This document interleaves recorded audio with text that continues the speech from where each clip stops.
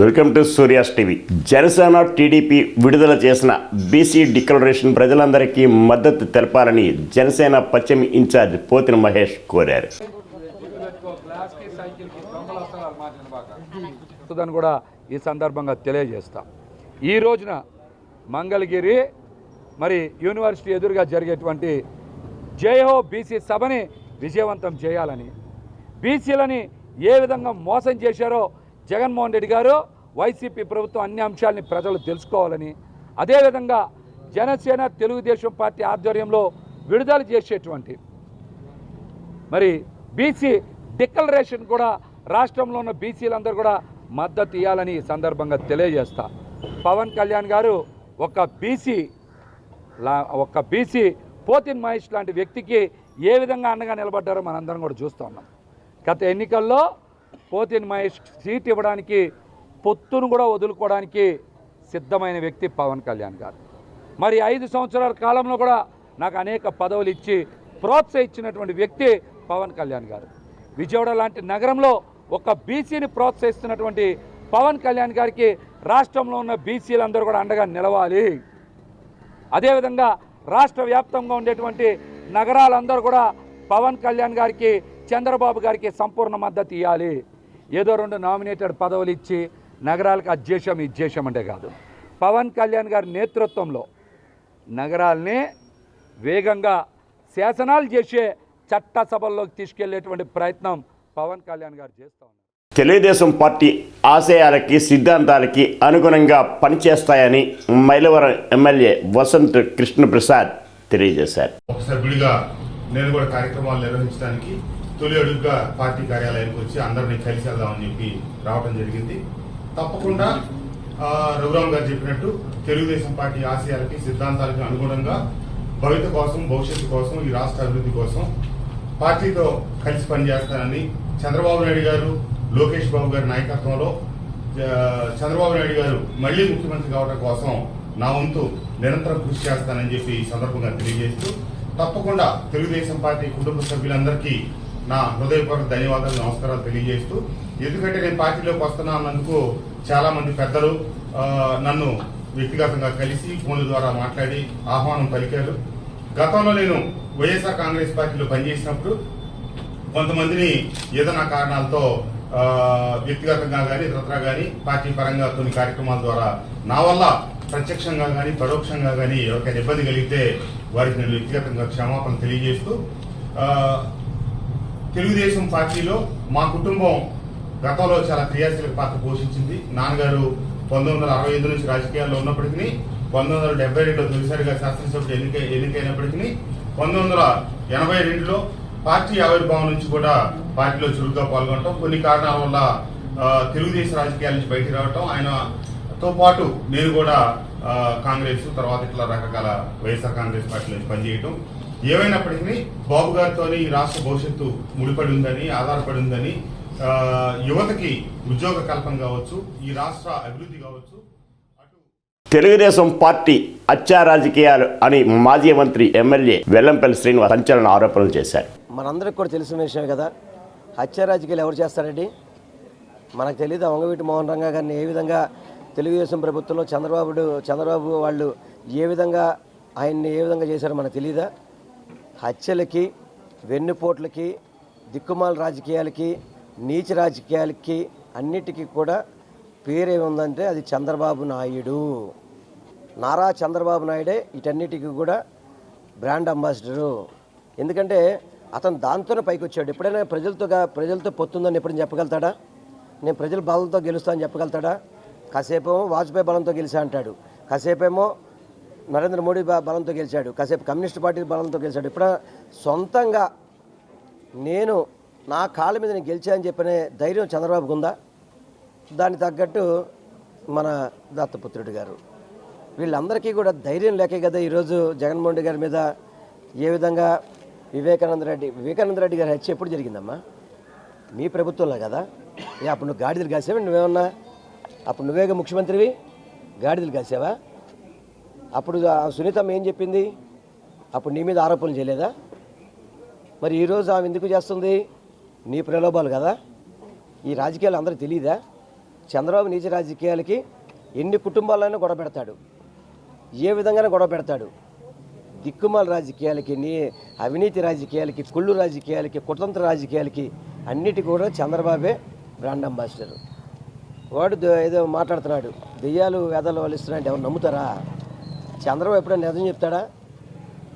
స్వర్గీయ వైఎస్ రాజశేఖర రెడ్డి గారు అసెంబ్లీలో ఏం చెప్పారు? చంద్రబాబుకు మునిశాపం ఉంది. ఎన్టీఆర్ జిల్లా విజయవాడ ఎన్నికల ప్రచారం నేపథ్యంలో మంగళవారం గడప గడప ఈ కార్యక్రమంలో భాగంగా వైఎస్ఆర్సీపీ పార్టీ ఇన్ఛార్జ్ అర్సిన్ పలు ప్రాంతాల్లో పర్యటించారు. ప్రతి దాని మీద చంద్రబాబు నాయుడు ఫోటో, ఎలాగో ఎన్టీ రామారావు గారు ఫోటో తీసేశారు, చంద్రబాబు నాయుడు ఫోటో వేసుకుని ప్రచారాలు చేసుకుంది ఎవరో గత ప్రభుత్వంలో మీ అందరికీ తెలిసిన విషయమే. చిత్తు కాగితాలు అని చెప్పి వాళ్ళు చెప్పడం కాదు, ప్రజలు చెప్పాలి. ఈరోజు ప్రజలు చాలా ఆనందంగా ఉన్నారు. అయ్యా మాకు ఇంటి పట్టా రిజిస్ట్రేషన్ చేశారు. ఇదే చంద్రబాబు నాయుడు ఒక సెంటు భూమిని ఒక బాత్రూంతో పోల్చిన ఘనత మాజీ ముఖ్యమంత్రి చంద్రబాబు నాయుడుది. ఈరోజు వాళ్ళు మాట్లాడుతున్నారు చిత్తు కాగితాలని చెప్పేసి. ఏ ఒక్క సెంటు భూమి లేనివాడికి తెలుసు ఒక సెంటు భూమి విలువ, ఏ ఇల్లు లేనివాడికి. అలాగే జగనన్న పేదవాడికి సొంతింటికి కలను నెరవేరుస్తున్నారు. వీళ్ళ మాట్లాడేది ప్రజలకి డబ్బులు కట్టించుకొని ఆ డబ్బుని పసుపు కుంకుమ కింద వాడుకొని మళ్ళీ అధికారంలో దురుద్దేశంతో రావాలని చెప్పేసి ఎన్ని ప్రయత్నాలు చేశారు. ప్రజలు వాళ్ళకి ఏదైతే పసుపు కుంకుమ అన్నారో వాళ్ళకే ముఖానికి పసుపు కుంకుమ రాసి మరి సాగనంపారు. ఈ అందరికీ మీకు తెలియదేం లేదు, జగనన్న ఏ విధంగా కష్టపడుతున్నారో, ఎంత ఎంత సంక్షేమం కోసమైనా సరే, విద్య ఆరోగ్యాలు అన్నిట్లో పిల్లలకి విద్యకి ఎంత ఖర్చు పెడుతున్నారు. అలాగే ప్రతి ఒక్కళ్ళు కూడా వాళ్ళు వెగ్గొట్టి వెళ్ళిపోయిన బాకీలు జగనన్న తీరుస్తున్నారు. అగ్రిగోల్డ్ బాధితులకి రోడ్డున పడేశారు. డ్వాక్రా మహిళలకి మీ బ్యాంకులో ఉన్న బంగారాన్ని తీసుకొచ్చి మాయమాటలు చెప్పారు. మీరు ప్రజలు గమనించాలి, ఏదైతే జగన్మోహన్ రెడ్డి గారి ప్రభుత్వం ప్రజల పక్షాన నిలబడుతుంది.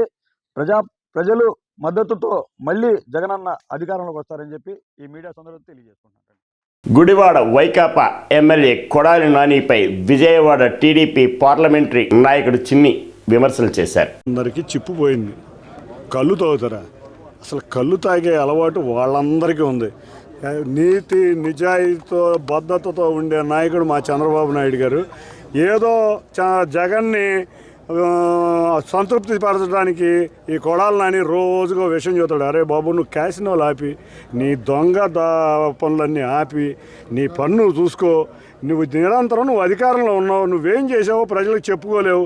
ఆ చెప్పుకోలేని పరిస్థితి నుంచి ప్రజల్ని డైవర్ట్ చేయడానికి చంద్రబాబు నాయుడు గారిని విమర్శిస్తే ఏదో ప్రజలు డైవర్ట్ అయిపోతున్నారు అనుకుంటున్నావేమో. నువ్వు గుడివాడలో అత్యంత ఘోరంగా ఓడిపోబోతున్నావు.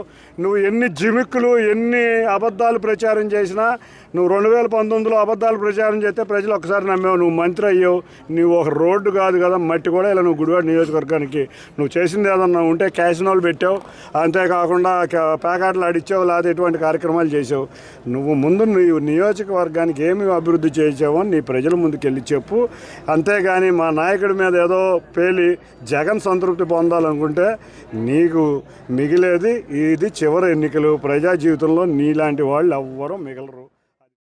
తిరువూరు వైసీపీ ఎమ్మెల్యే అభ్యర్థి స్వామిదాస్ చాలా మంచోడని విజయవాడ ఎంపీ కేశినేని నాని అన్నారు. తిరువూరు పట్టణంలో వైసీపీ పార్టీ కార్యకర్తల సమావేశంలో ఎంపీ మాట్లాడారు. ఈ అలీబాబా 40 చోర్ పని ఈ ఎలక్షన్లో అయిపోద్ది. నామినేషన్ లోపు వీళ్ళు పాపం ఎన్ని అవమానాలు పడాలో నాకు తెలుసు, ఎన్ని అవమానాలు పడాలో నాకు తెలుసు.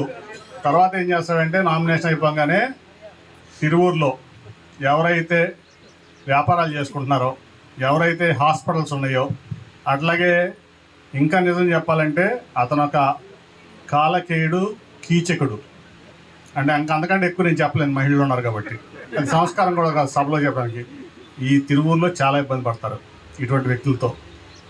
ప్లస్ ఇంకోటి ఆల్రెడీ చాలామంది అమెరికా నుంచి ఫోన్ చేస్తారు నాకు, ఏంటి ఇతను పెడతా, ఇంతకుముందు అమరావతి ఉద్యమం అని చెప్పి మా దగ్గర $1 పంపించుకునేవాడు, ఇప్పుడు తిరువూరులో అభ్యర్థిగా నుంచుంటున్నాను, మీరు నాకు చందాలు పంపించండి, $1 పంపించండి, నేను తెలుగుదేశం పార్టీ అభ్యర్థిని అని చెప్పి మాకు ఫోన్ చేసి హింసిస్తున్నాడని నాకు అమెరికా నుంచి చాలామంది ఫోన్లు చేస్తున్నారు. కాబట్టి నేను చెప్పేది ఏంటంటే, ఇతను ఇవన్నీ పోగు చేసుకుంటాడు, అమెరికా నుంచి డబ్బులు తెప్పించుకుంటాడు చందాల రూపంలో ఎలక్షన్ అంశాలని. తిరువూరులో డాక్టర్లు ఎంతమంది ఉన్నారు తెలియదు, అందరికి చెప్పండి. డాక్టర్ హాస్పిటల్ వాళ్ళకి అందరికీ కూడా చాలా ఇబ్బంది పడతారు. వ్యాపారస్తులకు చెప్పండి, తెలియజేయాల్సిన బాధ్యత మన మీద ఉంది. ఇప్పుడు 30 సంవత్సరాల నుంచి పక్కా లోకల్ మన మంచి మనిషి మన స్వామిదాస్. అవునా? ఏ పార్టీలో ఉన్నా, ఇంతకుముందు మీరు కాంగ్రెస్లోనో వైసీపీలో ఉండేవాళ్ళు, మొన్నటి వరకు నేను స్వామిదాస్ గారు టీడీపీలో ఉన్నాం. ఏ రోజైనా ఎవరినైనా స్వామిదాసు ఇబ్బంది పెట్టాడా, హాని చేశాడా? ఏదైనా వీలైతే మంచి చేయడానికి చూశాడు కానీ, మీకు ఏదైనా పని చేసి పెడతానికి చూశాడు కానీ, ఎప్పుడూ కూడా ఎవరిని అవమానించడం కానీ, లేకపోతే వాళ్ళని హాని చేయటం కానీ, ఒక ఇబ్బంది గురి చేయటం కానీ ఇంతవరకు 30-35 ఏళ్ళలో స్వామిదాస్ గారి నుంచి మనకు ఎటువంటి ఇబ్బంది లేదు. ఈ వార్తలు ఇంతటితో సమాప్తం.